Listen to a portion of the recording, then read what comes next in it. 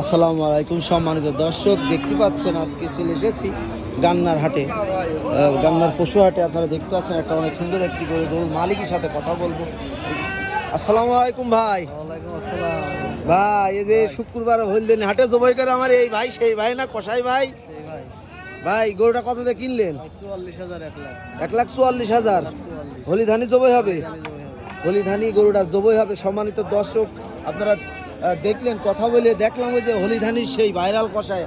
আপনারা তো আমার এই ভিডিও দেখেন, সেই কষায় এই গরুটা হলিধানি বাজারে গরুটা জবাই করবে। তো এই ভাইয়ের ভিডিও আমি আপনাদের দেখাই। দেখতে পাচ্ছেন আমার ভাই এই গরুটা কিনেছে। তো ভাই, হলিধানি তাহলে সকাল সকাল চলে যান সবাই। ফজর আজানের পর সব চলে যেতে হবে। দেশি গরু গোশ নিতে হবে সকাল 6টা থেকে বেলা 4টে পর্যন্ত। বেলা 4টে পর্যন্ত আমার ভাই হলিধানি বাজারে মাংস বেচে। আপনারা সবাই চলে আসবেন ইনশাল্লাহ। এই সুন্দর গরুর গোস্ত নেওয়ার জন্য অবশ্যই আপনারা চলে আসবেন সবাই। আর একটা আছে, কোনটা? এটে সম্মানিত দর্শক, কালো গরু, এটা কাশ্মীরি আপেল। আমার সেই ভাইরাল কষার আজ পিছনে আজ পেয়ে গিয়েছি গরু হাটে। এই গরুটা শুক্রবার আপনারা যদি নেন তো চলে আসবেন সকাল সকাল।